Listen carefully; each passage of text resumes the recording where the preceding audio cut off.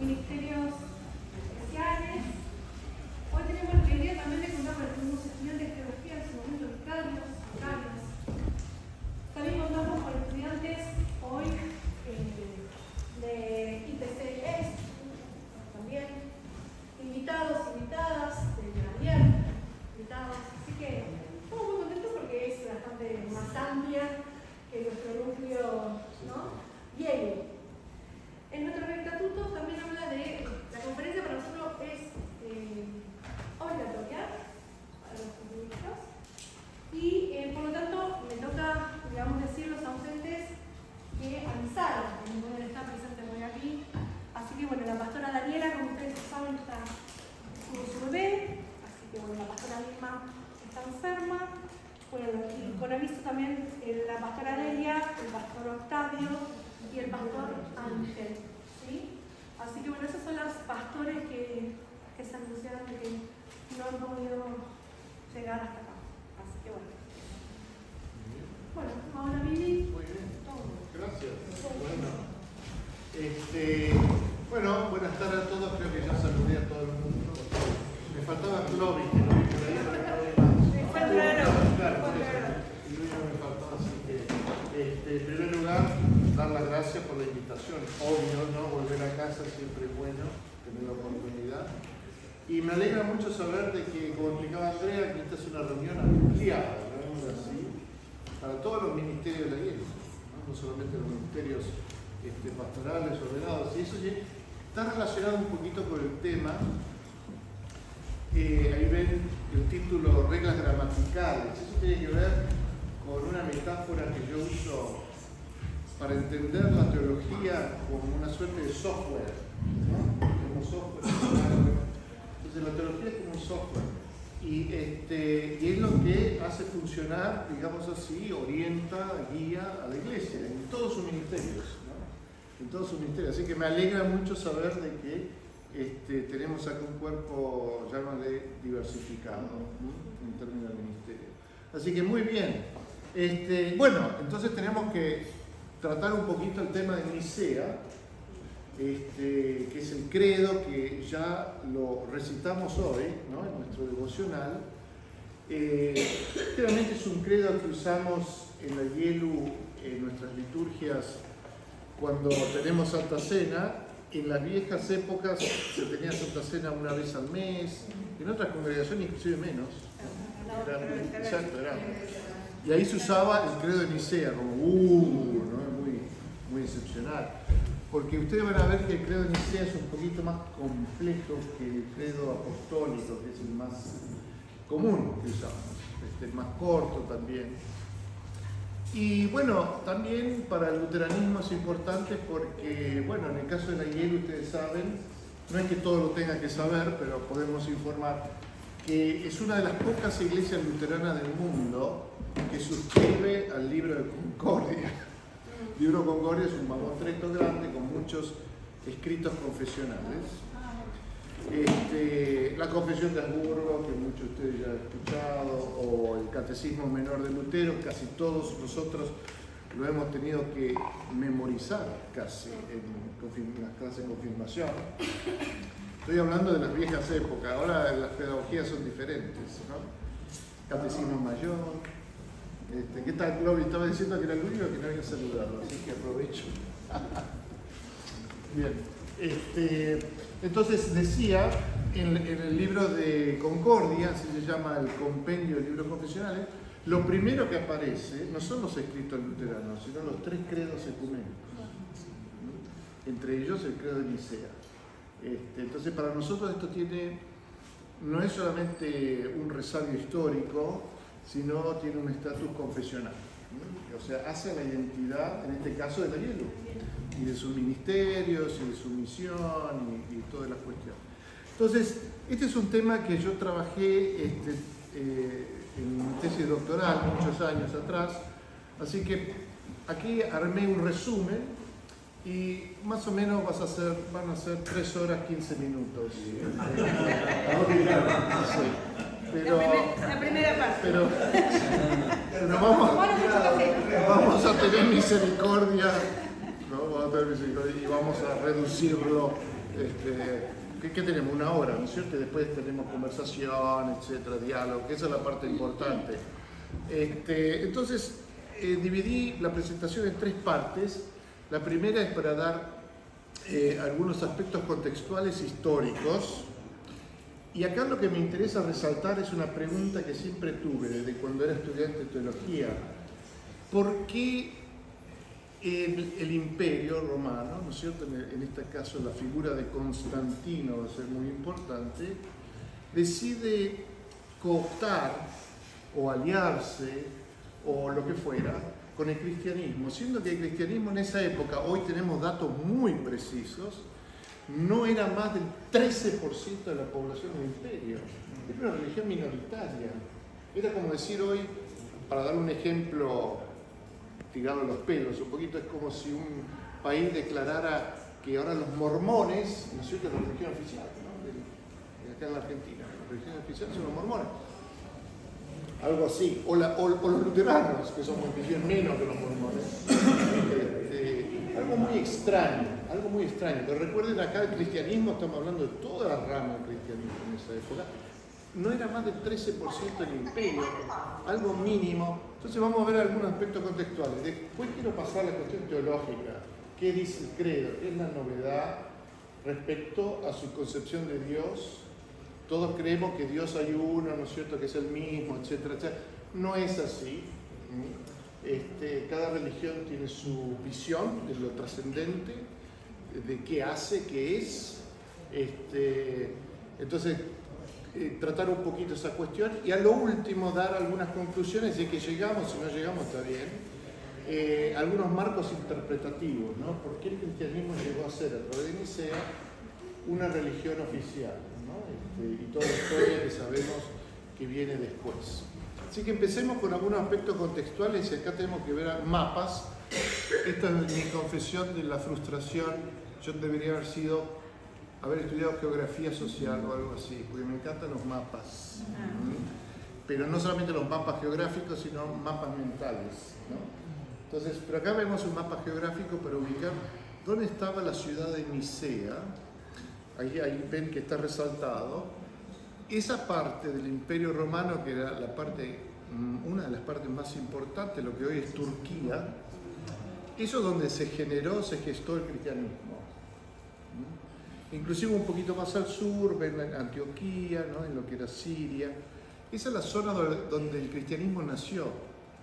Entonces, Nicea, el primer concilio que reúne a obispos y diáconos y otros ministerios de la iglesia cristiana en esa época, tuvo lugar, digamos, en el corazón del cristianismo en esa época, ¿no? En términos demográficos, pero también en términos políticos, porque Nicea estaba cerca de Constantinopla, y Constantinopla, hacía poquito, es donde se mudó la capital del Imperio Romano. Y la pregunta que tenemos que hacernos es, ¿por qué hubo un cambio, digamos, desde Occidente a Oriente en términos de la sede del poder imperial? Roma en esa época queda muy lejos de Constantinopla, la nueva Roma. Bueno, estas son preguntas. Entonces, el concilio, para recordarnos, de Nicea, es la primera asamblea ecuménica convocado por el poder político, ¿no?, por un emperador, en este caso Constantino. ¿Cuál era el tema? Resolver disputas internas que amenazaban la unidad de la iglesia. Claro, porque una de las razones para adoptar el cristianismo, y vamos a ver otras razones, era que proveía una suerte de cemento o pegamento, plasticola ideológica para el imperio. El imperio tenía mucha diversidad de ideas, concepciones acerca de cómo vivir, qué era lo moralmente correcto, todas estas cuestiones, ¿no? Entonces, buscar un poquito ahí la unidad, y claro, Constantino al principio eligió el cristianismo y se encontró una caja de sorpresa, una caja de Pandora, estaba llena de divisiones. ¿No? Estaba llena de divisiones, un poco como el protestantismo en general, ¿no? Cada vez más dividido, uno diría. Entonces, bueno, hay que resolver esta cuestión, llamemos a un concilio para tratar de resolver esas disputas. Entonces vemos que hay una estrategia del Estado en cuanto a la reorganización administrativa del imperio. ¿Por qué? Porque una de las razones por las cuales el imperio romano se alía, digamos así, como iglesia cristiana, era que los obispos eran altamente calificados en términos, llamémoslo así, culturales, intelectuales, por un lado, pero tal vez lo más importante, desde el punto de vista administrativo. Es decir, tenían mucho poder local. ¿Por qué? Porque una de las cosas que llevó al cristianismo a la expansión o ser más popular era lo que hoy llamaríamos diaconía, o trabajo social, si ustedes quieren. Hambrunas había todo el tiempo, en una época muy frágil desde el punto de vista económico. La iglesia tenía un rol muy fuerte en eso, entonces tenía mucha llegada con lo nacional y popular. No, estoy haciendo un chiste. A nivel de las bases. Vamos a recortarlo. Sí, porque yo soy lo opuesto a eso, pero bueno, sé que a algunos de mis amigos acá y colegas les gusta eso. Contexto geopolítico. Contexto geopolítico. Ahí tenemos la división entre el este. A ver, muchachos y muchachas, ¿volvemos? El este y el oeste. Ese es el momento de la máxima expansión del Imperio Romano, muy importante para entender el efecto que tuvo en el cristianismo. El imperio se estaba expandiendo ahora hacia el este, zona de mucha riqueza, tanto material como cultural. Habla griega. El occidente, en cambio, mucho más retrasado, qué paradoja, ¿no? Porque hoy en día es exactamente lo contrario, pero mucho más retrasado en todos los aspectos, y de habla latina o de derivado, ¿no? De latín, como en el caso del español. La única excepción ahí arriba es Britania, que era muy distinto a lo que es hoy en día. Todavía no habían ocurrido la invasión de los pueblos germánicos. Pero fíjense en los limes se llamaban las fronteras.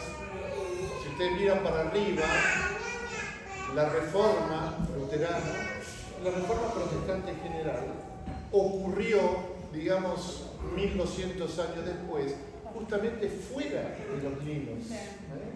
Es decir, que el impacto de la administración, de las leyes romanas, etc., duró, yo diría, hasta casi el día de hoy. Pero fíjese que el movimiento de la reforma surgió fuera de la frontera. Pero esto estoy extrapolando. Vayamos a la crisis del siglo III en el Imperio Romano, donde ahí lo vemos en su máxima expansión. Hay el intento de unificar políticamente el imperio.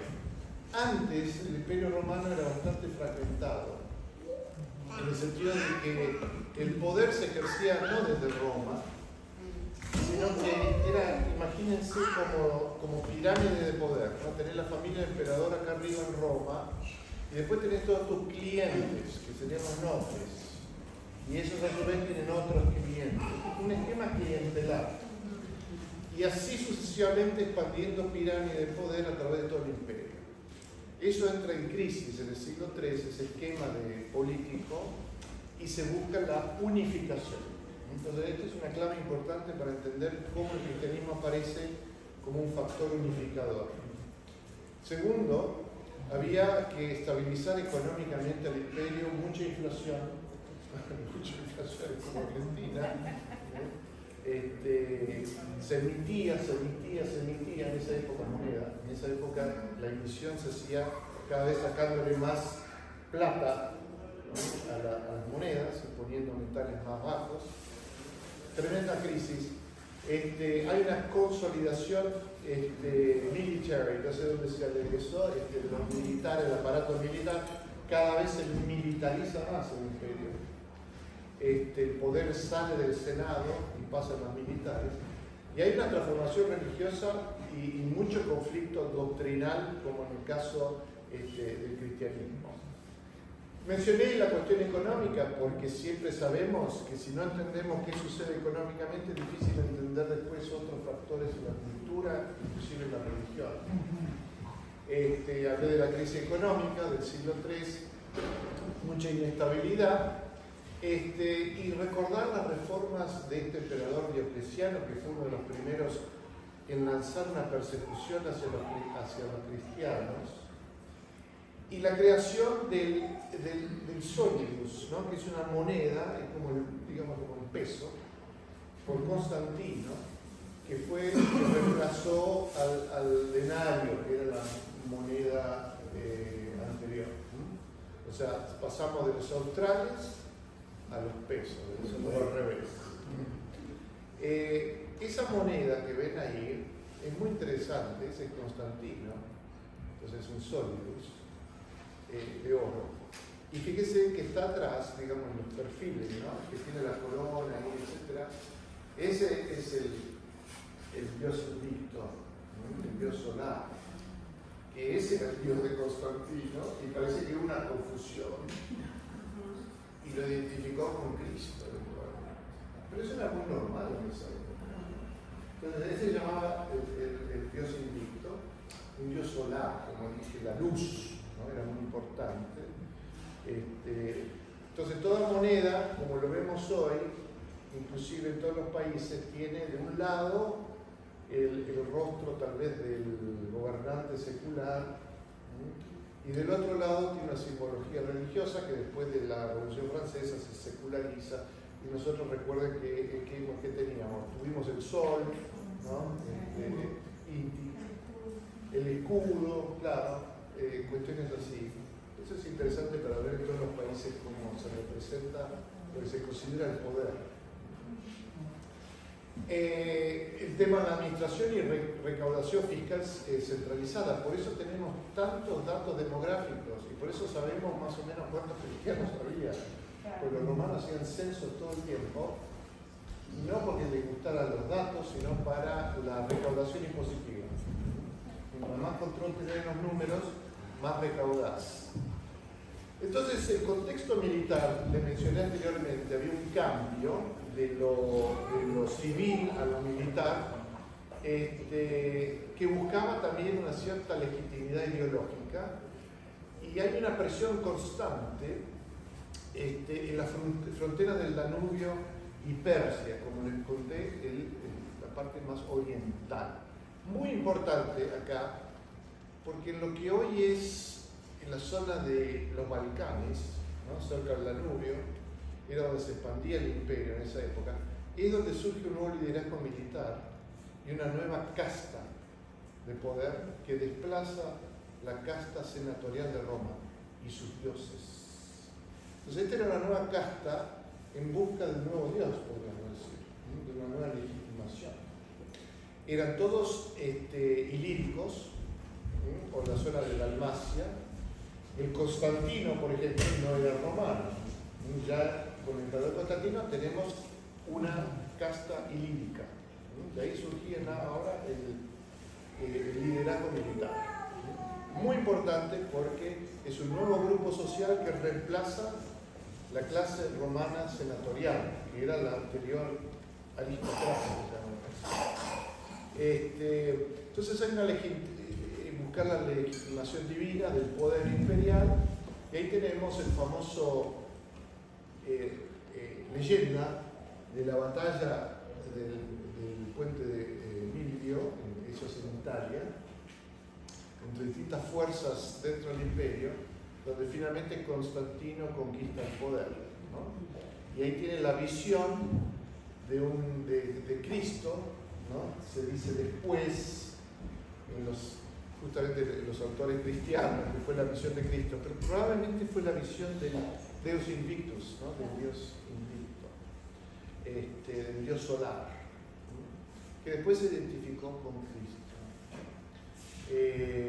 Entonces, hay una búsqueda de esta nueva clase social, ¿no? Por una religión, digámoslo así. Y también un dato interesante, que hay muchos cristianos ahora en el ejército, una cosa rara, ¿no? Porque uno piensa, una religión de paz, ¿no? Recuerda la bienaventuranza. Sin embargo, había mucha penetración del cristianismo en ciertos cuadros militares, y tal vez, esto es especulación, porque no tenemos fuentes escritas, es porque había un descontento con la religión que era dominante en esa época, que era el mitraísmo. El mitraísmo, por ejemplo, mucho de nuestra liturgia eucarística, bueno, surge del mitraísmo, ¿no? En las formas, no en contenido, en las formas. El mitraísmo también tenía una mesa, una comensalía abierta, solamente para miembros masculinos, ¿no? Militares. Entonces hay un desencanto, no sabemos por qué, y muchos de estos militares comienzan a optar por el cristianismo. Y de contexto religioso, acá le están dando viñetas nada más, ¿no? Tenemos al cristianismo de perseguidos que se convierten en perseguidores. Recuerden las persecuciones previas, especialmente bajo Diocleciano, es decir, estamos a principios del siglo III. Es un mito, digamos, que el cristianismo fue salvajemente reprimido y perseguido. Eso es parte de una literatura propagandística cristiana que se hacía en esa época. Hubo persecuciones muy localizadas hasta que llega Diocleciano, que ahí hubo un intento sí, de desplazar al cristianismo lo más posible, no solamente al cristianismo, otras religiones también, por el simple hecho de que no adherían a la religión cívica, no porque fueran cristianos, sino porque no rendían culto al emperador. Y usted dice, claro, obvio, si creen en otro Dios, pero piensen en esto, que es la disputa que, por ejemplo, en forma más reciente, han tenido los testigos de Jehová, ¿no? De no cantar el himno, de no reconocer la bandera, ¿no es cierto? De eso se trataba, de eso se trataba en esa época, y por eso las persecuciones, claro, en muchos casos muy violentas. Entonces llegamos así de perseguidos a perseguidores con la legislación la legalización del cristianismo, el famoso Edicto de Milán. En el año 303, acá cambia la historia, podríamos decir así, de Europa. Cambia la historia, obviamente, de las religiones, y cambia nuestra historia. Nosotros somos un resultado de eso, ¿no? De ese edicto de Milán, que no es que se declara el cristianismo la religión oficial del imperio. Eso va a venir recién en el año 380 con otro emperador llamado Teodosio, el edicto de Tesalónica. Eso viene mucho de eso. Acá simplemente se decía: todas las religiones son legales, ¿no? Siempre y cuando respeten el Estado. No que le rindan culto, pero que respeten el Estado y las leyes, ¿no? Se legaliza el cristianismo, se legalizan muchas otras cosas también. Se legaliza también el caso del mitraísmo, que era una religión muy mistérica. El maniqueísmo también se legaliza. En fin, no es solamente el cristianismo. Pero el cristianismo en esa época, profundos conflictos internos, algunos ahora vamos a ver, especialmente el primero, el arrianismo. También estaba el donatismo, que sería el ala fanática del cristianismo, muy literalistas, muy moralistas, muy legalistas, etc. Entonces, para que tengan una idea de los diferentes cultos, de la diversidad que existía más o menos durante la época donde el cristianismo pasó a ser oficialmente reconocido, tenemos en la zona de Roma, por ejemplo, el culto imperial, el culto a Júpiter y, como les dije antes, el culto a Mitra, ¿no? Tal vez el mitraísmo era la religión más practicada, sobre todo entre los hombres. Y entre paréntesis, yo acá una nota al pie de página, esta es una de las razones por las cuales el cristianismo tuvo cierta aceptación popular, porque era una religión abierta a ambos sexos, uno podría decir inclusiva, diríamos, ¿no? Inclusiva. no así otras religiones, el mitraísmo o otras religiones mistéricas como las bacanales o Dionisio, etc., que era más, el target era más las mujeres, digamos. Entonces había como una distinción ahí. El cristianismo, en cambio, en ese sentido era más inclusivo, si bien había factores patriarcales muy fuertes, no estoy diciendo de que era igualitario, ¿no? Y la presencia cristiana en Roma, que era minoritaria, pero creciente. En Alejandría, que era tal vez la ciudad más importante del imperio. ¿Por qué? Porque por Alejandría salía el trigo, que es como Rosario, ¿no? Acá en Argentina. Rosario es económicamente la ciudad más importante de Argentina, porque ahí sale toda la soja. En este imperio, Alejandría era donde salía el trigo, que alimentaba gran parte del imperio, muy importante, pero ahí era más griego. El neoplatonismo era muy importante como religión, movimiento religioso. El culto a Isis, que era un culto de una deidad femenina, ¿no? Y a Serapis también era popular. Y este fue uno de los centros más influyentes del cristianismo, y lo vamos a ver sobre todo en el caso de Nicea. Prácticamente Nicea existe debido a los teólogos alejandrinos en principio. Antioquía, lo que es en Siria, teníamos muchos sincretismos de Apolo, sirio, griego, ¿no es cierto? Una sede episcopal importante. Antioquía era una ciudad muy importante. Cartago, ahí tenemos el culto a Baal, que llega con los cartagineses, eran fenicios, ¿no? Cananeos, digamos, semitas. Entonces llega el culto de Baal, ahí todavía era muy importante, cultos africanos romanos, ¿no? Una mixtura. Y después en Asia Menor, que es lo que les mostré en el mapa al principio, donde está Nicea, en Turquía, ahí teníamos de todo, Artemisas, Zeus, ¿no? Cultos mistéricos. ¿Qué eran los cultos mistéricos? Y los cultos mistéricos eran cultos más personalizados, donde había una promesa por parte de la deidad de salvarte más allá de esta vida. Un dato interesante, porque casi todos los cultos a otras religiones no había ningún tipo de doctrina o de enseñanza sobre qué iba a pasar después de que me muera. Esa pregunta surge cuando comienza a desarrollarse distintos mapas mentales en las personas, porque me tengo que preguntar sobre ahora no mi destino colectivo, como pueblo, como etnia, como familia, sino que me tengo que preguntar sobre qué me pasa a mí. ¿Qué me pasa a mí? No a mi clan. Entonces, ahí surgen los cultos mistéricos, así se llamaban, donde una deidad puede ser Isis, puede ser Osiris, puede ser Dionisio, puede ser Mitra, Cibeles, la gran madre, de ahí surge el culto de la Virgen María.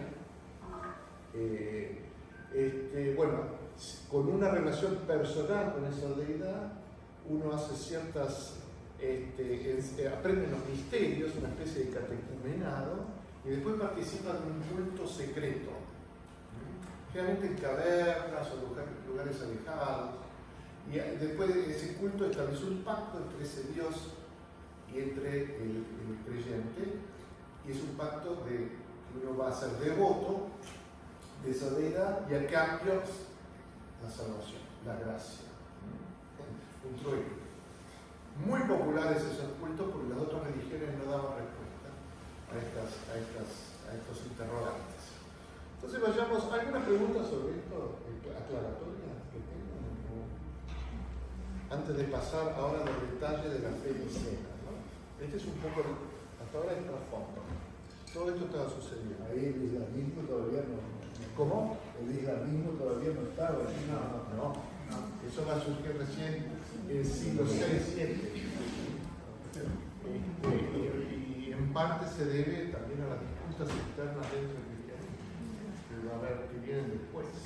Entonces, no sé si en esta parte vas a hablar que el concilio fue convocado por el imperio, ¿no? por Constantino como tal, porque le interesaba mucho la unidad de la iglesia, del imperio más que de la iglesia, en tanto que también había las presiones, no solamente de los pueblos persas en el oriente, sino de los pueblos germanos en el norte, ¿no? No tanto, ¿No tanto? porque los pueblos germánicos ya habían sido asimilados. O sea, los pueblos germánicos en esa época, algunos de nosotros somos descendientes, ¿no?, de esos pueblos, ¿no? Germánico es todo lo que está allá, ¿no?, Escandinavia, todo eso. Realmente lo que les interesaba a ellos era asimilarse al Imperio Romano, eran los migrantes de la época, los que migraban. Y la mayoría de estos al principio ya emigraban y se integraban pacíficamente. Después se dieron cuenta, con todo el bolón que había dentro del Imperio Romano, ahora es la oportunidad de nosotros para tomar poder. Pero esa es otra historia y viene un poquito después, casi 2 siglos después, 1 siglo y medio después. El problema en el Imperio Romano ahora eran los dijiste bien, eran persas, pero se los llamaba partos, ¿no? Y por el otro lado eran todos los pueblos que estaban en la zona de lo que hoy es Rumania, ¿no es cierto?, toda esa zona ahí. Ese era el limes en esa época, ahí se daban las grandes batallas y todo eso. Entonces volvamos a la fe nicena, y ahora viene, a pesar de todas estas cuestiones históricas que nos dan simplemente un marco, pero no nos explica el contenido de las creencias. Entonces veamos un poquito la fe nicena, que para mí fue una cosa muy interesante, y ahora lo digo desde el punto de vista no histórico, sino teológico, porque rompe con las concepciones hegemónicas sobre la deidad o la divinidad. Acá aparece una novedad que no se registró antes, y la novedad tiene que ver, ya vamos a ver, con la cristología, obvio, ¿no? Entonces, lo que llamamos fe nicena, que era una minoría dentro del cristianismo, esto es importante enfatizar, no era la mayoría en absoluto, es lo que después se convirtió en ortodoxia, ¿no? En la ortodoxia, que significa, la orto significa recto, ¿no?, y doxa es la doctrina, la recta doctrina, o sea, la doctrina oficial. Pero para llegar a eso hubo mucha agua bajo el puente. Entonces, cuando nos referimos a la fe nicena o al credo niceno, no nos estamos limitando a la formulación del credo del año 325. Por ejemplo, el que tenemos nosotros, el credo que tenemos nosotros, que leímos hoy, ese en realidad es el credo niceno-constantinopolitano, del año 381. Pero le llamamos credo niceno porque es de la familia de las ideas nicenas originales del 325. Sigue la misma estructura. Entonces le llamamos el credo niceno para hacerlo corto, pero en realidad es el niceno constantinopolitano. ¿De dónde surge el credo, la arquitectura del credo niceno? Y de lo que hoy es Siria. Era un credo que se usaba en esa zona. La zona de Siria, cerca de Antioquía, tal vez, porque ellos lo trajeron al sínodo en Nicea, fue el obispo de Antioquía, entre otros. Entonces la base de Nicea se remonta al siglo III.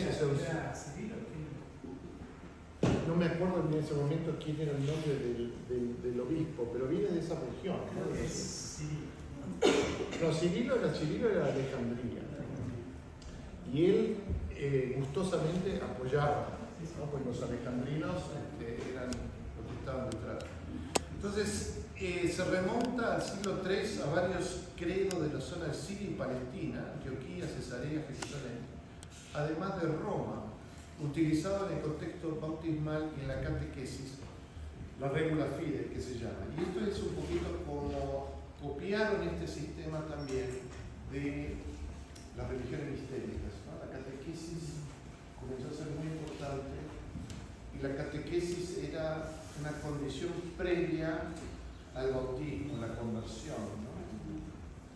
Cosa que para nosotros hoy, sobre todo en el luteranismo, sería inaceptable, pero que era lo normal en esa época. eso, digamos, es donde se origina este conjunto de ideas que vemos en el credo niceno. Y el borrador del credo niceno fue presentado por Eusebio Cesarea, ¿no es cierto? Uno de los obispos. También, cuando hablamos de Nicea, no nos podemos limitar al credo formal si no entendemos el rol que cumplieron estos teólogos. Atanasio de Alejandría, el más importante de todos, y los que llamamos los capadocios, que eran tres, Basilio, Gregorio y los dos Gregorios. Estos fueron cruciales para consolidar la ortodoxia nicena. Todos estos eran obispos, también fueron exiliados por el emperador por no representar la visión semi-arriana que ahora le voy a explicar qué era. Entonces era una minoría. El luteranismo, esto también es un nota al pie de página, está mucho más cerca del conjunto de ideas alejandrinas y capadocias que, digamos, el calvinismo, en cambio, tiene más similitudes con la teología romana y el nestorianismo. Entonces, y esas distinciones perduran hasta el día de hoy, a pesar del oriental, ¿no? Pero bueno, ellos salían a protestar. Entonces, esto lleva entre Nicea, la lucha de Atanasio y los capadocios por clarificar ideas teológicas, lleva eventualmente al Concilio de Constantinopla, que es en su primer canon reafirma el credo de Nicea, con un tercer artículo, como vimos hoy, expandido, ¿no? Porque si ustedes se fijan el credo original de Nicea, el tercer artículo dice simplemente, bueno, creo en el Espíritu Santo. No hay iglesia, no hay resurrección, no hay la expectativa de la vida venidera, etc. Toda la escatología, como decimos, no está presente. Bien, vayamos un poquito más rápido para ver quién eran los partícipes de este gran concilio de Nicea. Y acá tienen algunos de los personajes que debo decirlo, esto para los que somos investigadores y están trabajando, para ustedes también, el ChatGPT, esto es inteligencia artificial. El resto no. Este es que no.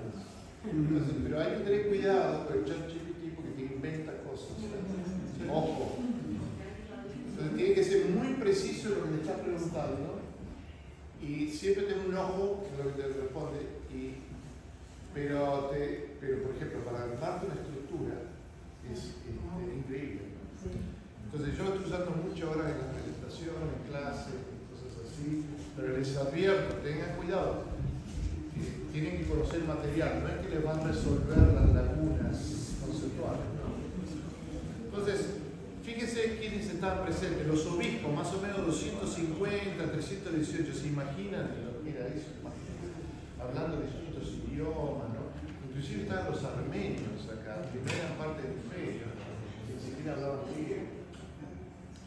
Una cosa muy interesante. Estos eran los que tenían voto, responsables por las decisiones doctrinales. Esto siempre fue del inicio, los obispos siempre eran teólogos, no así hoy en día. Fíjese en la ELCA, por ejemplo, que conozco a todos los obispos, muy pocos teólogos, porque se elige con el criterio, otros criterios, sobre todo el administrativo. Tienen que ser buenos administradores.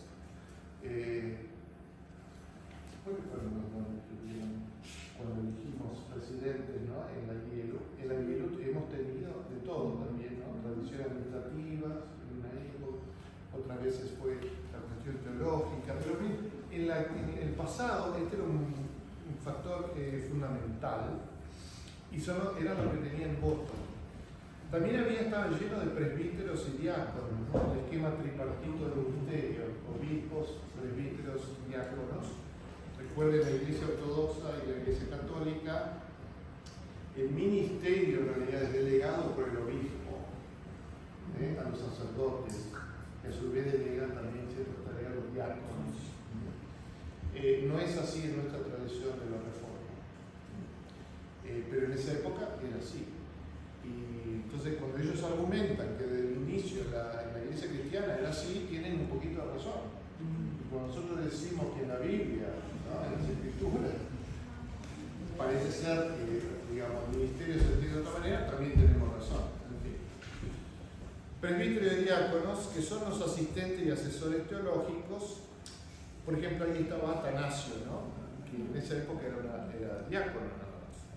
El emperador Constantino, que era el presidente honorario, que convocó al concilio, y él lo único que le interesaba no era la discusión teológica, se le inspiraba, ¿no?, ¿para qué me interesa esto? Arréglenlo, pero rápido, no era un poquito la filosofía. ¿Quién fue el factor clave? Parece ser que era un subcapellán, porque Constantino tenía subcapellán. Un tipo que llamaba Osius. ¿De dónde? De Córdoba. Exactamente. Córdoba, no nuestra Córdoba, obvio. O sea, era un español. Un gallego. Aunque no, ni siquiera era andaluz. Bueno, sí, era la zona de Andaluz, del sur de España. Él fue el factor clave que llevó a que se votara el texto que se oficializó. Bueno, Arrio, pobrecito, que era un presbítero acusado de herejía, etc. Un teólogo, no era teólogo, Arrio. Pero fíjense qué importante que fue que después hay todo un movimiento que se llama arrianismo. Y después, sobre todo desde el 325 al 381, lo que primó fue lo que llamó el semi-arrianismo. O sea, la influencia de Arrio fue mucho mayor que la de los así llamados ortodoxos. Y ahora vamos a ver en qué consistía eso. ¿Cómo voy con tiempo? Bien, ¿Cuándo bien. empezamos? Ni siquiera me fijé en el reloj. Ustedes me van diciendo, Empezamos a las 4:15. Ok.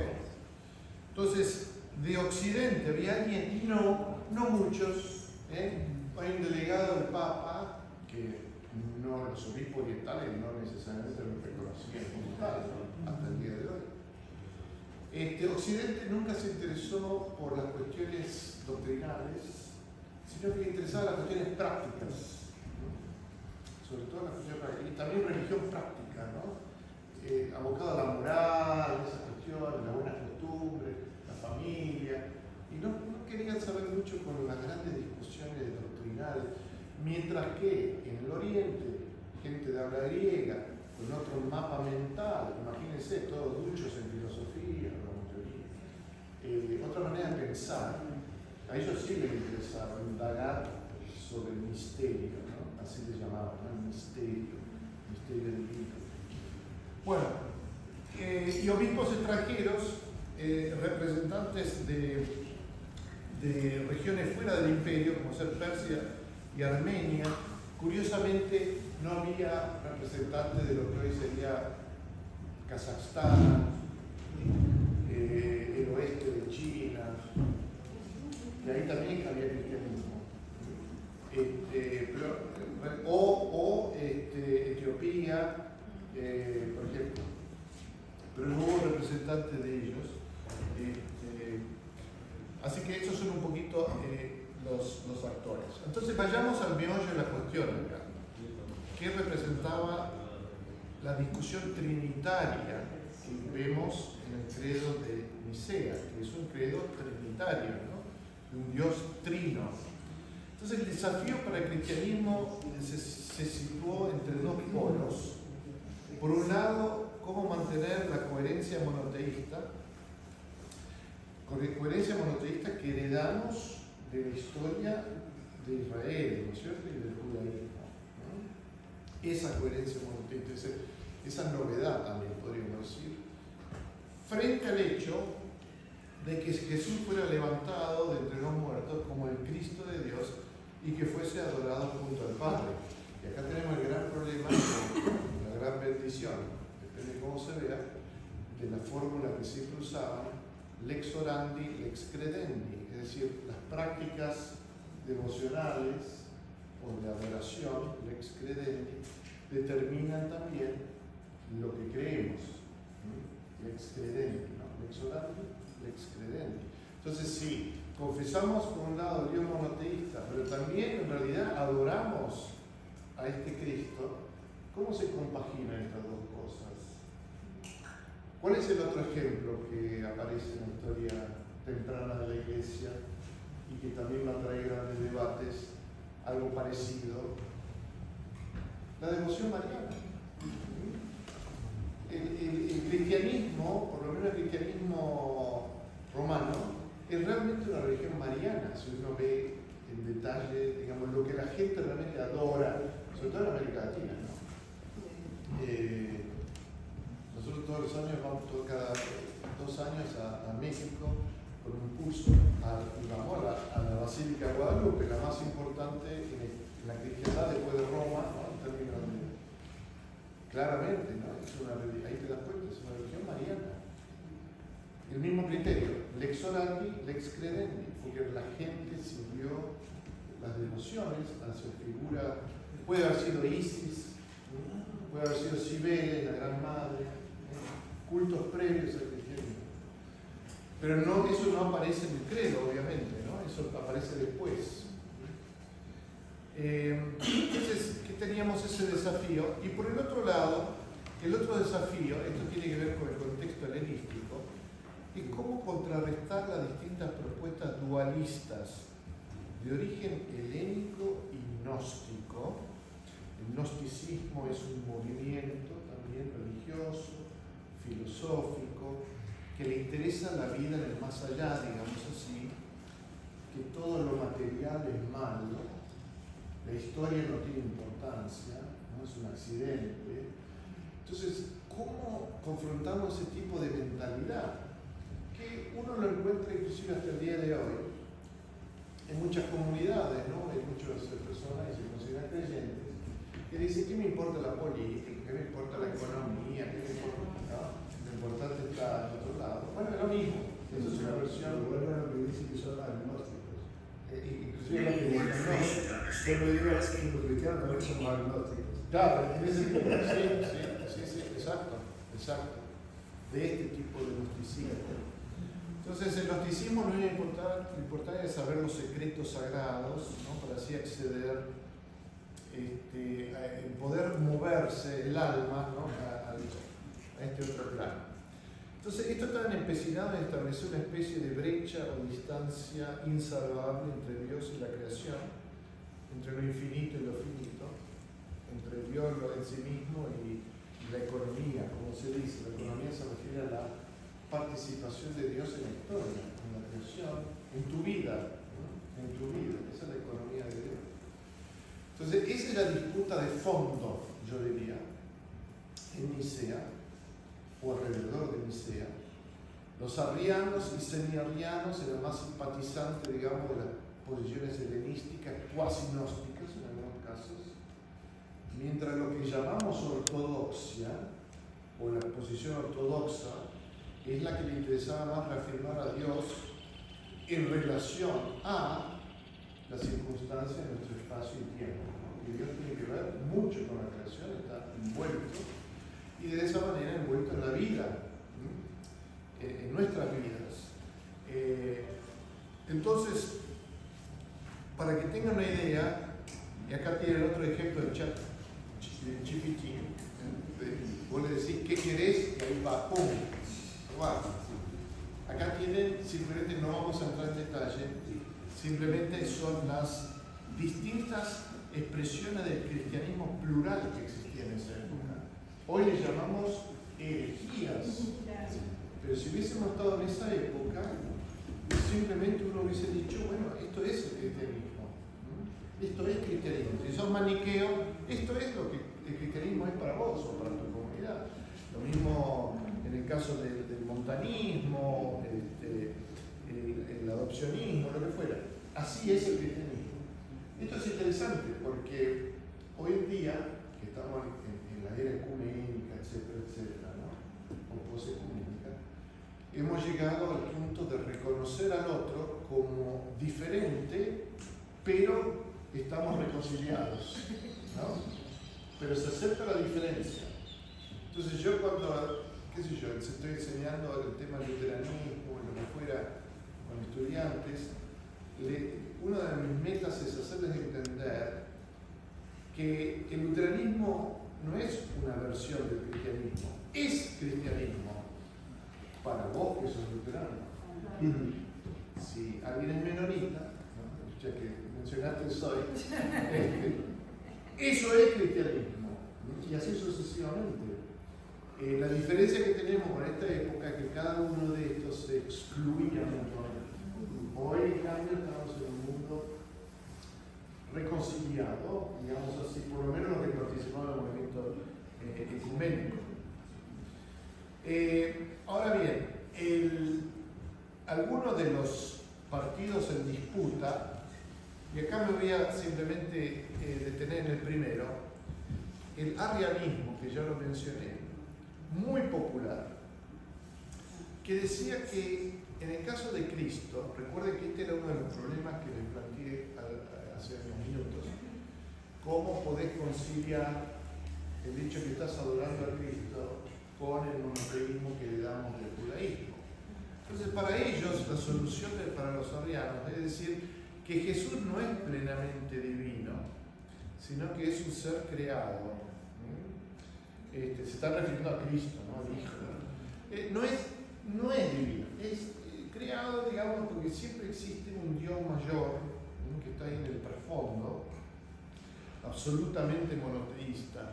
Entonces, bueno, claro, hay un Cristo que adoramos, etcétera, pero no es Dios. No es Dios. Es un poquito el planteo que hacían los arrianos. Y acá les pongo, para los que están interesados, después que pueden verlo, las fórmulas griegas que usaban, los slogans, ¿no? Como nosotros tenemos slogans hoy, ¿no? En el caso del luterano, el sacerdocio universal, la presencia de Cristo en la Eucaristía, lo que fuera. Entonces yo decía, hubo un tiempo en que el Hijo no era, y en griego suena mejor, ¿no? Uk, en, etc. Antes de ser engendrado no existía Cristo, ¿no? Ese tipo de planteos. Entonces, vayamos un poquito ahora al contenido propio del credo. Entonces, el credo comienza de esta manera, y ahí a la derecha tienen el texto: creemos en un solo Dios, Padre Todopoderoso, Creador de todas las cosas, visibles e invisibles. ¿No? Visibles e invisibles. Claro, había tantas cosas invisibles, ¿no? El tema de las formas, las ideas platónicas, lo que fuera, ¿no? Cosas invisibles. También de eso es creador. También, muy importante, de las cosas visibles. ¿Por qué? Y si vos eras gnóstico, le vas a decir que las cosas visibles, materiales, eso significa, incluido tu cuerpo, es una caída del pleroma, del lugar de lo sagrado, de lo santo. Los gnósticos también. Los gnósticos, sí, claro. Entonces, lo visible acá es simplemente el resario que decanta de la degeneración del ser. Es como el excremento del ser. Vamos a ponerlo de esa manera. Exacto. Es lo que supura, el pus. Qué asqueroso, ¿no? Sí, bien luterano. En cambio, la ortodoxia es el creador de lo visible. Que está bien, tiene sus problemas esto acá, claro, hay problemas. Pero esto, querido, lo material viene de allá arriba, a no confundirse, no es el demonio, no es un demiurgo, no es un accidente, es una afirmación del espacio y del tiempo. Si ustedes apretan el clic acá, el forward, fast forward, el clic, ahí llega la ciencia cuántica, ¿no es cierto? La física cuántica. Porque es importante, por eso aprendemos, por eso indagamos, ¿no? Para dar un ejemplo. No habría ciencia sin esta afirmación. Pero tienen que pasar muchos siglos, ¿no? Para que llegue a esa conclusión.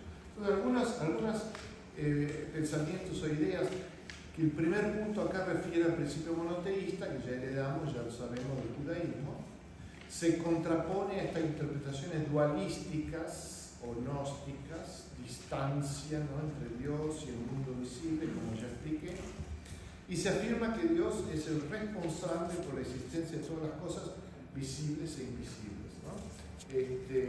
Entonces, acá el primer artículo, que muchas veces lo pasamos así de largo, porque decimos, claro, es lo obvio, esto es gracias, hay que decirlo, al judaísmo. Por eso es tan importante el estudio.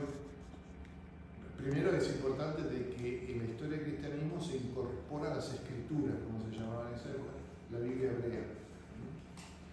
La Biblia hebrea es lo que nos da el anclaje acá para afirmar la bondad, ¿no?, de lo creado. Por eso tenemos profesores del Antiguo Testamento, ¿no?, en la Biblia hebrea. Gracias a Dios. Sí, gracias a Dios. Entonces, muy importante. Entonces, hay una continuidad acá, diríamos, histórica. Lili, perdón, una pregunta.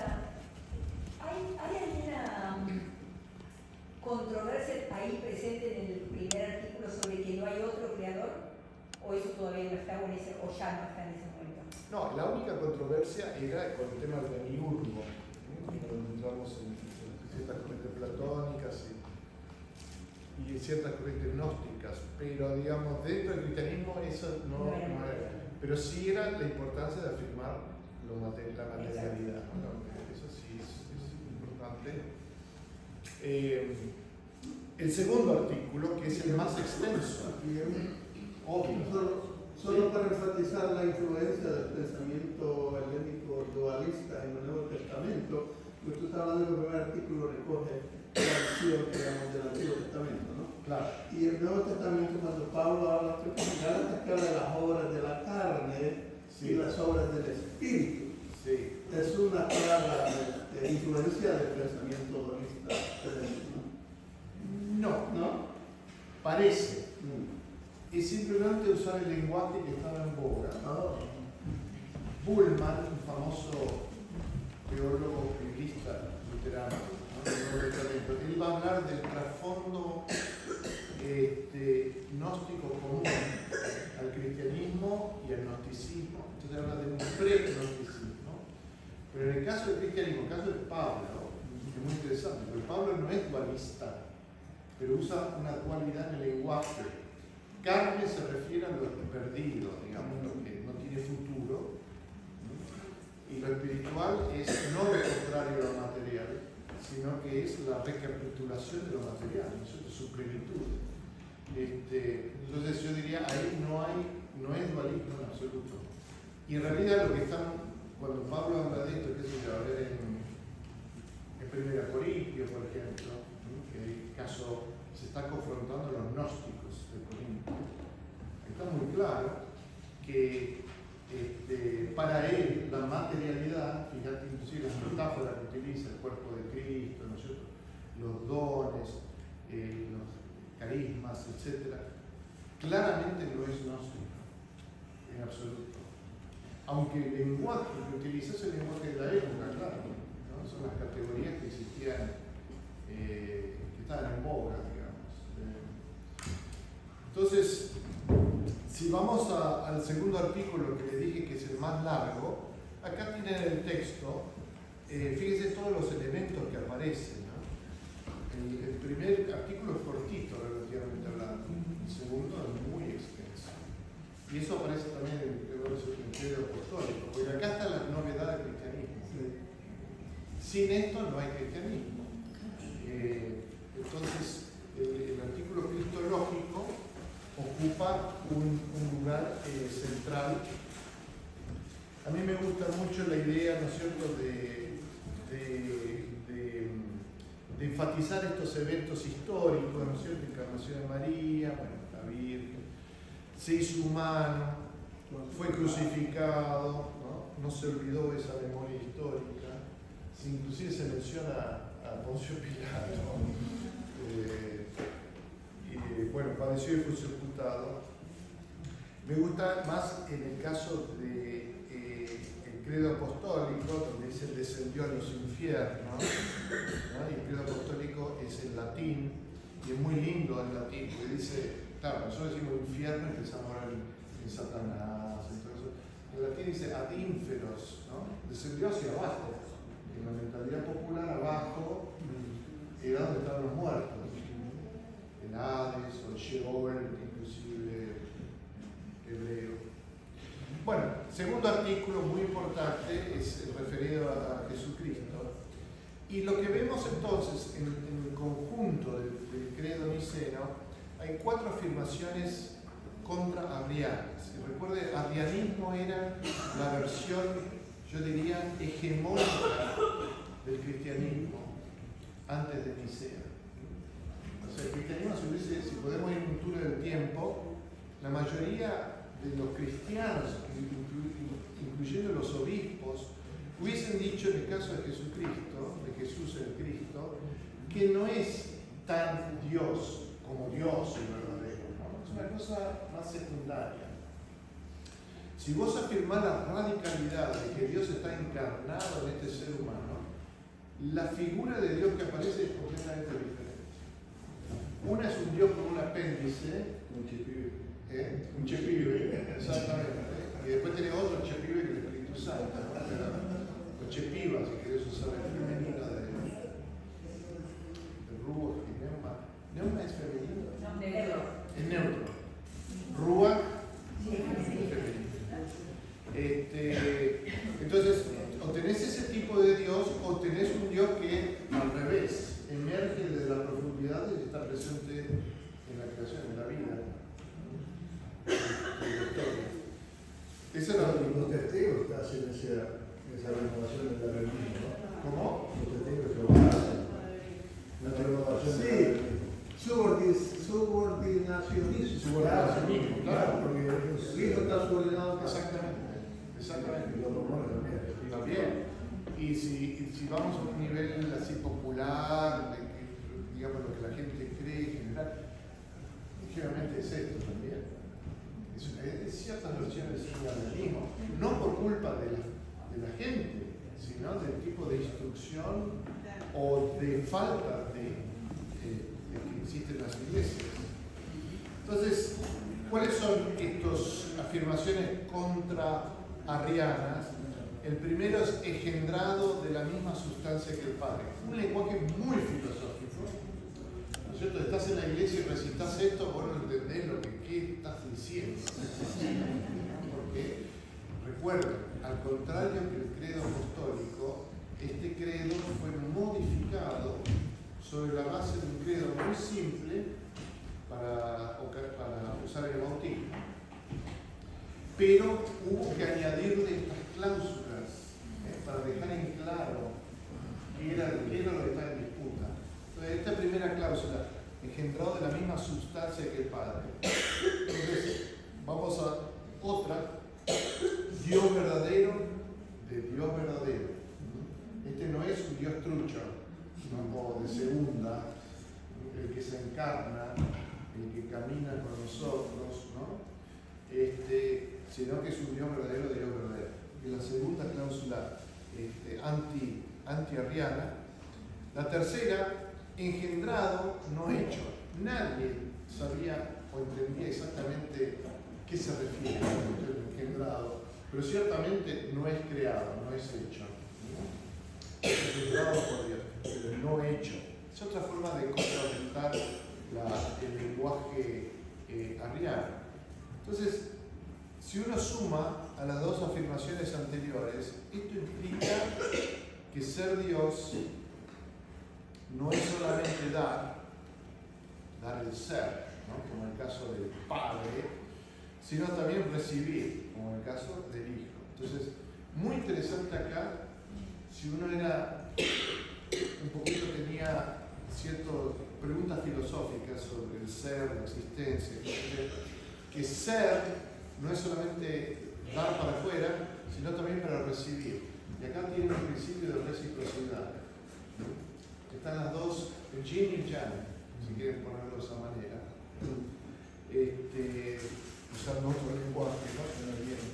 Y finalmente, por supuesto, esta es la frase más conocida de Nicea, el homoiousios, que significa de la misma sustancia, ¿no? Homoiousios to patri, la misma sustancia del Padre, definitivo. Entonces, para que si había dudas, acá se aclara del todo, ¿no? De lo que estamos hablando, que viene de la misma sustancia que Dios, al cual se le llamaba ahora Padre, y acá entra toda la cuestión de género, de lenguaje, que es otra cuestión, ¿no? Entonces hay que notar que la fórmula acá no intenta establecer en qué consiste la sustancia del Padre o qué es Dios, sino afirmar que sea lo que fuese lo que caracteriza a la deidad, a Dios, esto también es compartido de manera esencial por el Hijo.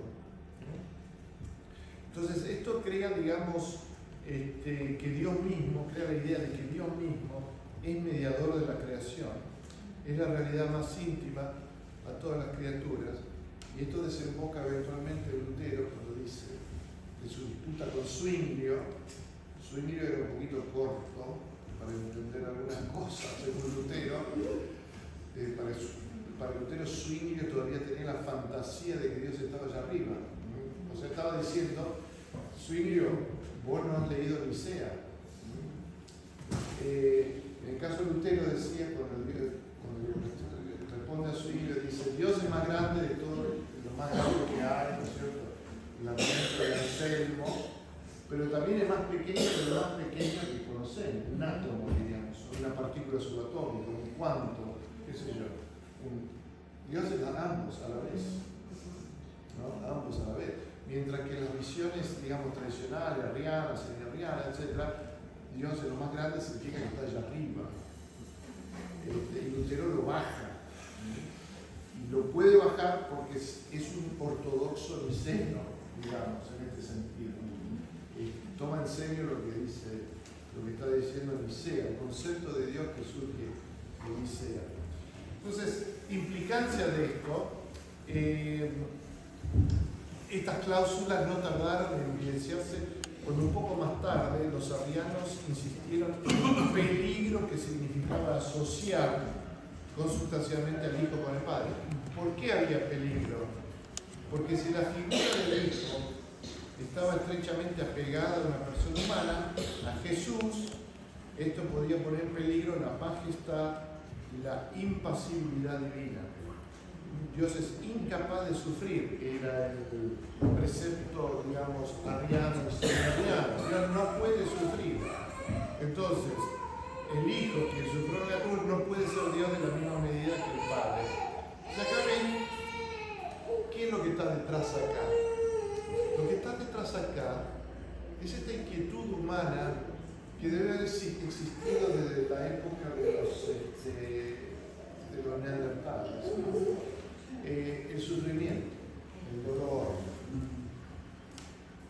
En la mayoría de las religiones, sufrimiento y dolor es lo que te aparta de la deidad o inclusive de la salvación. Por eso hay que buscar gnosis, ¿no? Conocimiento, fórmulas especiales, rituales, etc. Acá lo que se está diciendo es que este Dios, debido a esta total identificación con uno que fue torturado, ejecutado, muerto, sepultado, y resucitado, es que este también está presente en tu propio sufrimiento, en tus propias condiciones existenciales o sociales. Entonces, detrás de estas afirmaciones filosóficas siempre hay una preocupación, diríamos, existencial. A pesar de que viene disfrazado de grandes afirmaciones, inclusive metafísicas. ¿No? Recuerda que el lenguaje metafísico, después de Heidegger, ¿no? Esto lo sabe mejor Marisa, que después de Foucault, ¿no es cierto?, después de Derrida, aquello, sirven para encubrir realmente estas preocupaciones, o sirven para formular, diría, como vehículos en muchos casos, preocupaciones son existenciales, inclusive, digamos así, psicológicas, ¿no? Que tienen que ver con la psique, etc. Y por supuesto, si uno viene del lado más marxista, diría preocupaciones sociales, ¿no? Políticas, también. No voy a detenerme en estas figuras que son fascinantes. Atanasio es uno, simplemente les muestro acá una foto photoshopeada. Como ven, tenía un problema de calvicie incipiente, como no. Este personaje muy importante en la historia, muy admirado también por Lutero, tiene esta afirmación central que, o mejor dicho, sus ideas teológicas llevan a esta afirmación central, que Dios no es una abstracción, no en el sentido humanista, sino es una relación. Y él es el primero que introduce algo que es muy popular hoy en día, que es entender a Dios no como un personaje, o sea, como alguien como nosotros, pero mucho más grande, ¿no? O entenderlo como una sustancia que todavía perdura en muchas expresiones del catolicismo. No, Dios es la comunión, es un evento, cuando hay comunión, eso es Dios. Eso es gracias a Satanás. Nosotros que nos creemos tan avanzados, ¿no? Teologías modernas, eso ya lo estaba diciendo en el siglo IV. Y este personaje fue instrumental y lo hacía sobre la base del credo de Nicea. Entonces era uno de los grandes defensores del credo niceno. Otro concepto que surge acá es el tema de la encarnación y la teopoiesis, ¿no es cierto? En el sentido de que teopoiesis significa llegar a ser como Dios, digamos, ¿no? O teosis se dice muchas veces. Y Lutero agarró también esta idea y justamente deriva en esta visión que tiene Lutero, el luteranismo, de que ser salvos, que significa estar en plena comunión con Dios, significa ser simplemente una criatura, no una super criatura o un super cristiano. Ser un ser humano normal y corriente, como Dios quería desde el principio. ¿Por qué? Porque Dios, el que estaba allá arriba, revoloteando, vino acá abajo, se encarnó. Eso es, digamos, el arquetipo de lo que significa ser humano. Y en el caso de Atanasio, en el caso de Lutero, se lo asocia estrechamente con la misma realidad de Dios. Otro es Gregorio Nacianzo, otro personaje, acá no tenía foto de él, no le sacaron foto, donde la idea de Gregorio Nacianzo es que hay tal compromiso de Dios con su mundo que asumió la totalidad del mismo en Jesús. Es decir, no se encarnó como alma, como decían otros, ¿no? Que lo único divino en Jesús es el alma, el cuerpo no, es sucio, feo, ¿no? Basura. Asumió el cuerpo, la materialidad. Esto es fundamental también para dar impulso a otra concepción diferente de lo sagrado y de lo que significa creer, ¿no? Pero después vuelve esa perspectiva idéntica, por supuesto, vuelve con una teoría del purgatorio. Vuelve a reacomodarse en el cristianismo occidental del tema de separación del cuerpo y alma. Totalmente. Y eso se deriva no solo por el hecho de las influencias helenísticas y gnósticas que siguieron, sino como dicen los estudios cognitivos contemporáneos, dicen que nosotros somos por naturaleza dualistas, porque no entendemos el fenómeno de la mente. Entonces, ellos soñás a la noche con algo, entonces crees que eso es un mundo aparte. Crees que hay un alma que puede existir aparte del cuerpo. Entonces se dice, somos naturalmente dualistas. Cuando en realidad, bueno, lo que afirma, por lo menos este tipo de afirmaciones, es lo contrario, ¿no? Al contrario a muchas de las intuiciones naturales que tenemos. Uno de los pecados humanos es exactamente disociarse de la realidad. Y sí. Y aparte consideren que no habría alma lo uso como una expresión más poética de lo que hoy llamamos mente, sin el cuerpo, o sea, es parte del proceso mismo del cuerpo. Entonces lo que le sucede al cuerpo, y no solamente el cuerpo individual, sino social, y político, y económico, tiene que ver con lo que le está pasando a tu alma.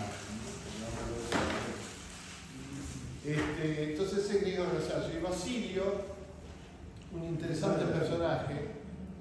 Él es un poquito el que trata de entender cómo 3 puede ser 1, 1 puede tener 3, y expone esta increíble novedad de la manera de pensar de los teólogos de habla griega.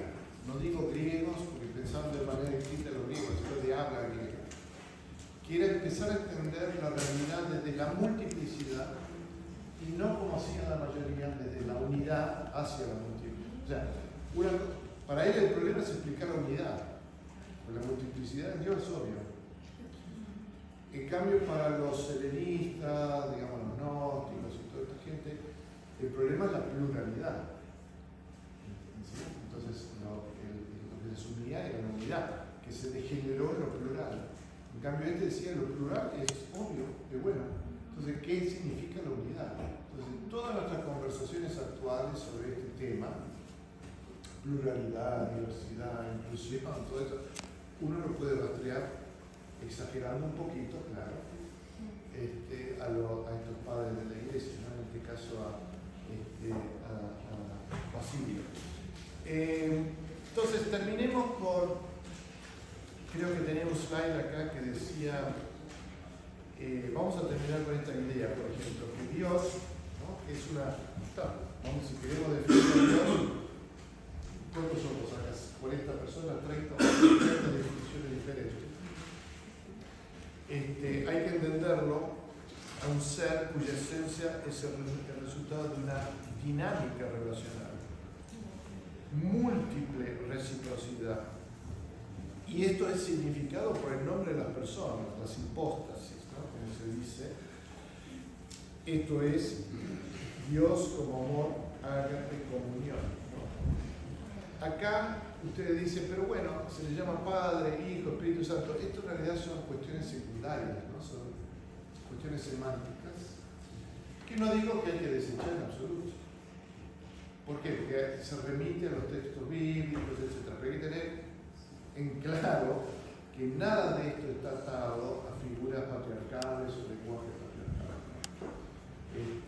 Se formuló en una era patriarcal, pero no está atado a eso. Y uno puede terminar diciendo que cuando esta noción fue cristológicamente elaborada, el resultado es que Dios no es separable de una figura de nuestra historia y de los crucificados de nuestra historia. Y esto es un poquito la novedad que aporta la teología latinoamericana, por eso puse ahí, este es el artista Mérida, ¿no? Peruano, que aparece, que era una representación favorita de Gustavo Gutiérrez, aparece inclusive en alguno de sus libros. ¿La teología de la elección? Sí. Sí, aparece en la tapa donde lo trabajamos. Exactamente. Exactamente. Entonces, ¿qué quiero hacer acá? Enganchar un poquito en lo que se formuló también en la teología latinoamericana. Recuerde que la teología latinoamericana es católica romana, que es su mayoría, nosotros tenemos una versión protestante, pero digo. Y los católicos, debido a su historia y su trayectoria, tienen un gran respeto por las formulaciones clásicas. Entonces, todas las cuestiones trinitarias, todas las cuestiones que se discutían en la era patrística son importantes.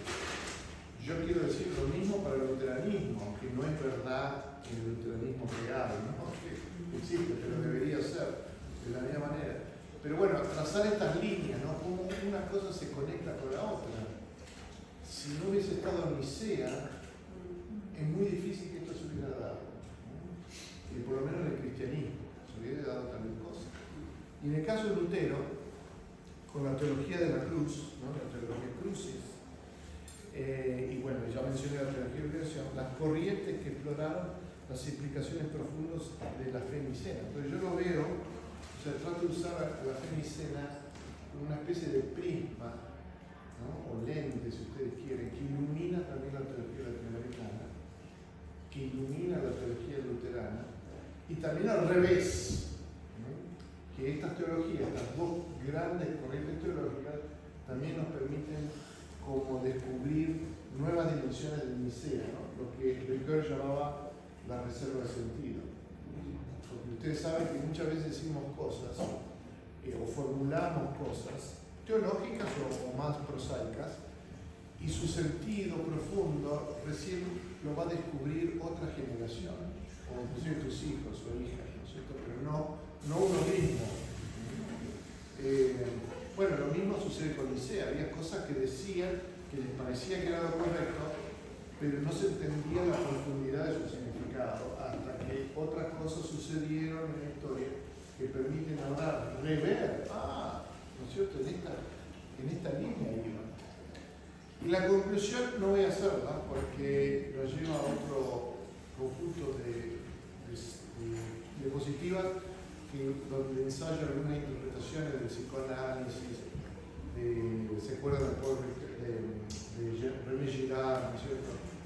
Cuestiones así, pero no vamos a ocuparnos de eso hoy. Eso será en otra oportunidad. Preguntas, comentarios. O tenemos que hacer un break. Pero tenemos unos 10 minutitos. Bien, hagamos entonces una. Voy a entrar el café porque vamos a tener mucho. Bien.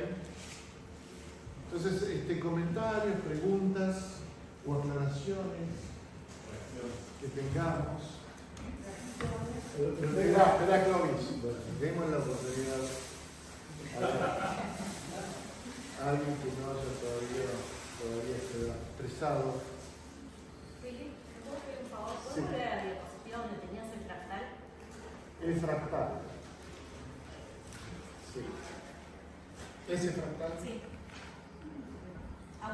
Entonces vos te preguntás, ¿qué tiene que ver ¿Por qué esto elegiste el fractal ese? Claro. Yo creo que es el fractal de Julia para eso. Sí, elegí ese fractal o el concepto del fractal. Ok. Para, si estamos hablando de la profundidad del ser, ¿no? Saber que los fractales tratan de, no es el ser, pero digamos es una metáfora, la complejidad del mismo, la reciprocidad, relacionalidad, ¿sí? Esas ideas. Entonces, realmente no me gusta explicar imágenes. No, simplemente curiosidad, porque Sí, podrías sí. haber elegido otro fractal. Exactamente. Elegiste justo ese que no tiene una fórmula en sí. Exacto. Y justamente también es abierto. Pero digo, es como un símbolo. ¿Vieron que en las liturgias esto Yo va tengo para... que googlear porque no sabía que era un fractal. Esto es como en las liturgias. Vieron que queremos introducir algo nuevo, ¿no? Un símbolo nuevo, una práctica nueva. Y lo que hacemos es explicarlo. Te estoy hablando a los pastores, ¿no? Literalmente. Le explicamos y le damos vueltas, etcétera, etcétera. Y ahí lo matás al símbolo. O a la nueva práctica. Porque le das mucha explicación, muchas vueltas. El símbolo habla por sí mismo. Y si no habla, no habla, punto. A otra cosa mariposa. Pero, entonces, imágenes, si no me preguntan, como hiciste ahora, realmente las dejo que Yo hablen. porque me perdí, te estaba escuchando, me quedé con el fractal, pero Sí. me perdí cuál era la parte central de esta, digamos. Sí, sí. La dinámica relacional. Que hable, y te habló, ¿no es cierto? Te habló. Sí, Primero sí. te preguntó una pregunta, está bien. Mañana voy a tener imágenes de ese tipo también. En la presentación voy a hablar de la creación. Que un poquito sigue esto del liceo, obvio. Pero les dejo ahí la imagen, no la voy a explicar. Que cada uno haga su lectura. Yo tengo una preguntita. Sí. Dijiste que la fe ortodoxa de Nicea era, digamos, en su articulación lingüística, la expresión mínima en el cristianismo de ese momento. Sí. Por otro lado, dijiste que de Occidente el Papa Silvestre I había enviado algún delegado.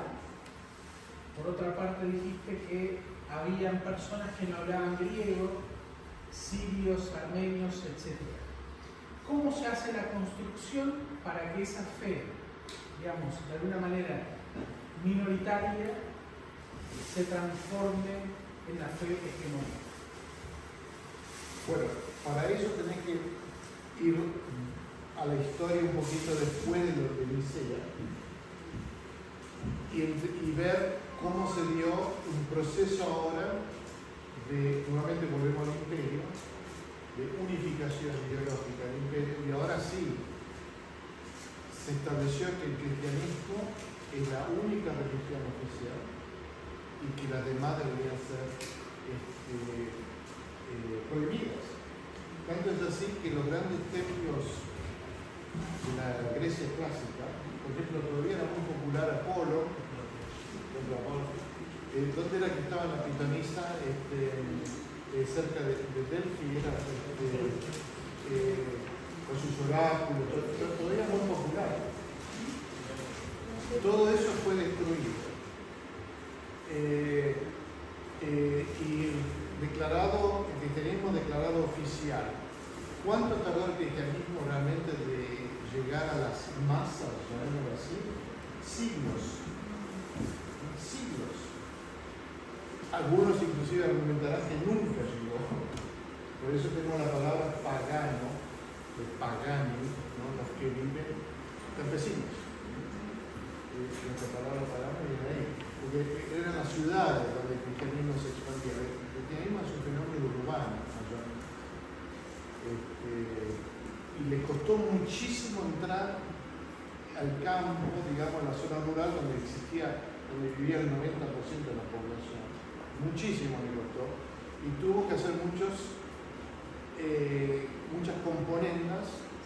En inglés se dice compromise, pero no hay una palabra. No hay Concesiones. Concesiones, sí. Concesiones, usemos esa palabra, sí, gracias. Concesiones. Entre ellas, por ejemplo, el culto a María. Muy fuerte a nivel popular, etc. De ahí no se pudo salir. Esto plantea una cosa muy interesante para nosotros hoy, que tiene que ver con comisión, con evangelización. Nosotros no tenemos la ductilidad, esa es mi opinión, no tenemos esa ductilidad que tuvo la iglesia cristiana de poder incorporar y acomodar ciertas expresiones a la religiosidad popular sin comprometer, por ejemplo, la fe nicena, ¿no?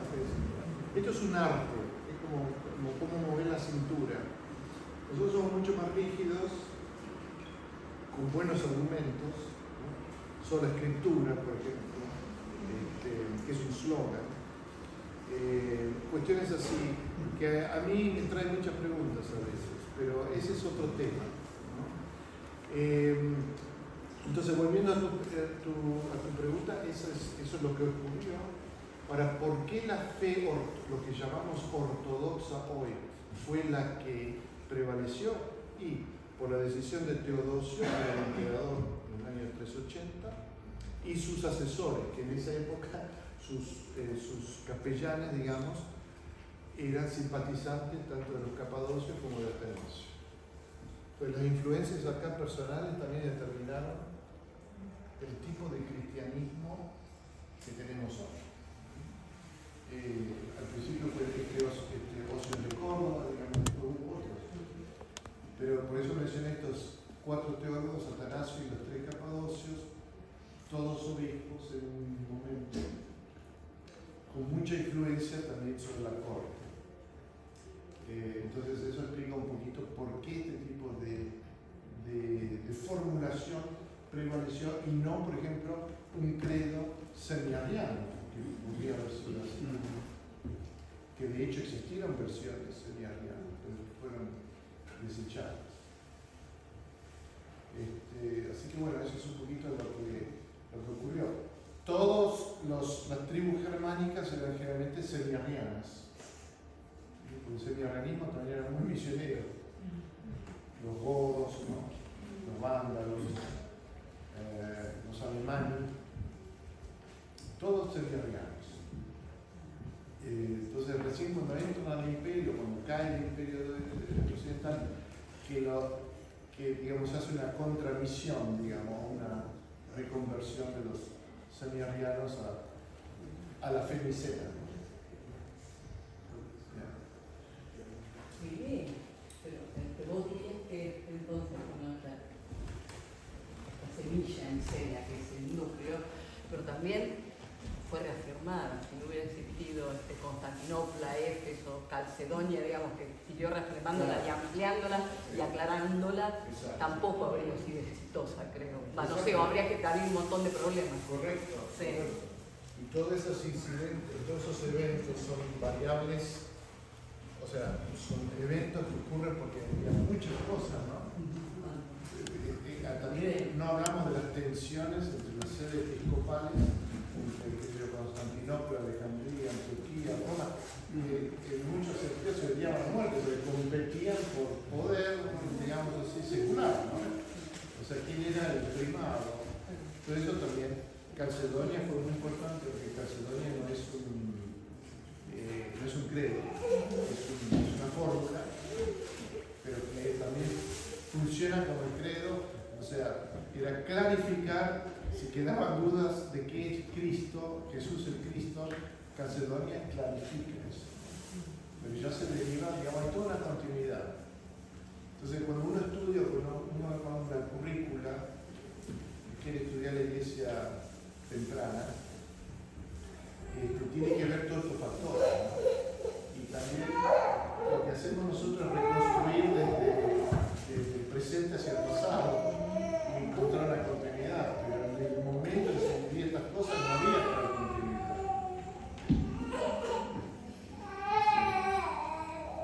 Y siempre se reinterpreta, ¿no? Cuando la referencia a la teología latinoamericana o a Lutero, son nuevas reinterpretaciones,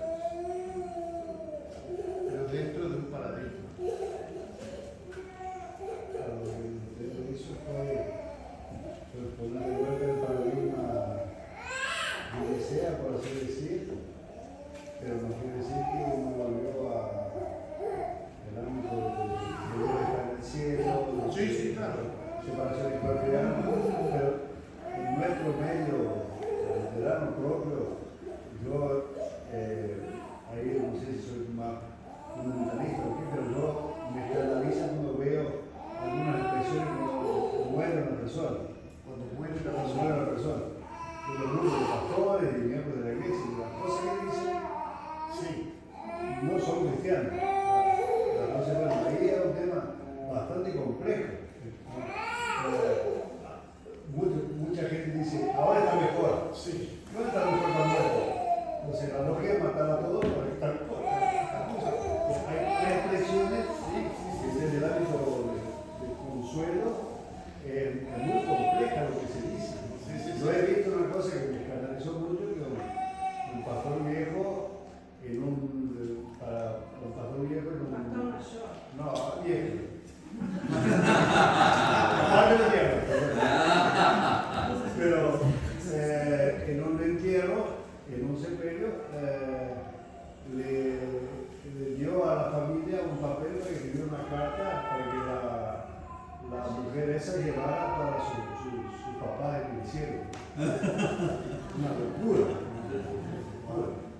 Entonces, bueno, pero esa es muy loco. Entonces, bueno, hay cosas que hoy decimos y hablamos que va contra lo que es la perspectiva, vamos a decir, normativa, liceo de Alfredo. Pero es algo corriente en el medio nuestro, no es que. Y a veces yo me tiento a escribir en un grupo, no descanse, padre, está muerto. Sí, claro, exacto. Eso va a lo que decía antes de esta inercia intuitiva que tiene la especie humana, que es un engaño que hace la propia mente. Claro. Acá tenemos mucha gente que están en otros ministerios, ¿no es cierto? Ministerios laicos, MEPS, etc. Y tal vez muchos digan, uy, Dios mío, ¿qué es esto? ¿No? Hay mucha historia. Entonces yo a ellos les quiero decir que los credos, a ver, voy a poner al revés. Nosotros creemos que la Biblia, cayó del cielo, un poquito así, ¿no? Así intuitivamente, pero muchas veces. Cuando en realidad la Biblia es el resultado de la historia de la iglesia, ¿no? La historia de la iglesia que tomó ciertas decisiones, es decir, estos escritos son los más importantes que estos otros, digamos, en canon. Bueno, tenemos cierta cantidad de libros, ¿no? Que llamamos Biblia, y ahora hay que ver cómo se interpreta la Biblia. Porque la Biblia tiene muchas aristas, dimensiones, traducciones. Entonces, en la historia de la iglesia, un credo, como el niceno, sirve para interpretar no solamente la existencia, o Dios, o el lugar, sino también las escrituras. Entonces, Siempre hay que estudiar la Biblia, por supuesto, pero también la teología, ¿no? Porque esto es teología y también es historia. Yo siempre le digo a mis amigos biblistas, colegas, y le digo, ustedes siempre se la llevan de arriba. Digo, no sé, no le dije eso.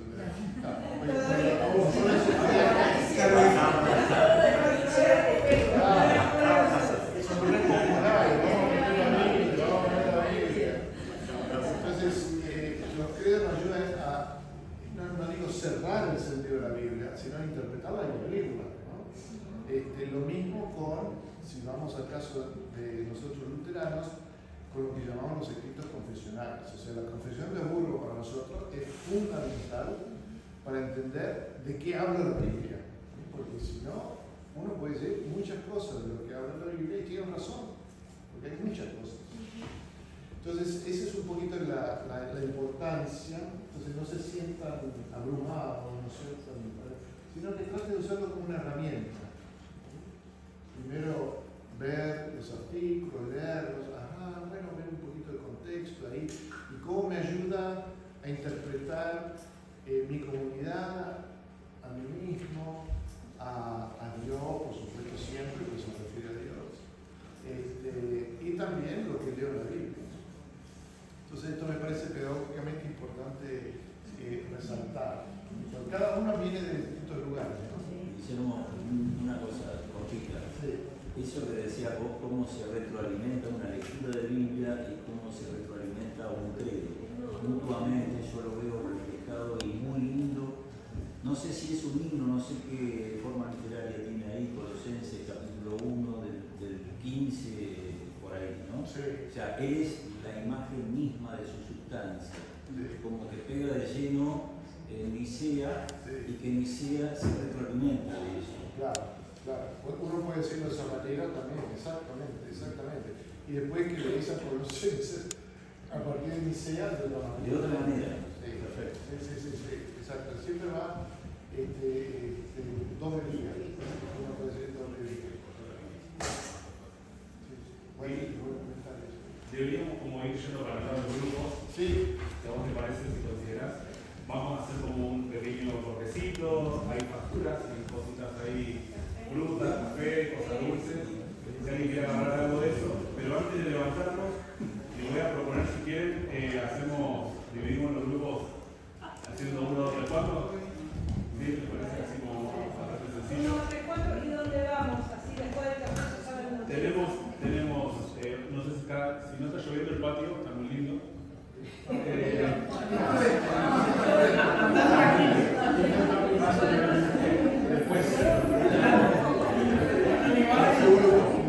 Después está el salón grande disponible ya, está el comedor disponible y tenemos acá también disponible y el saloncito al lado. Así que tenemos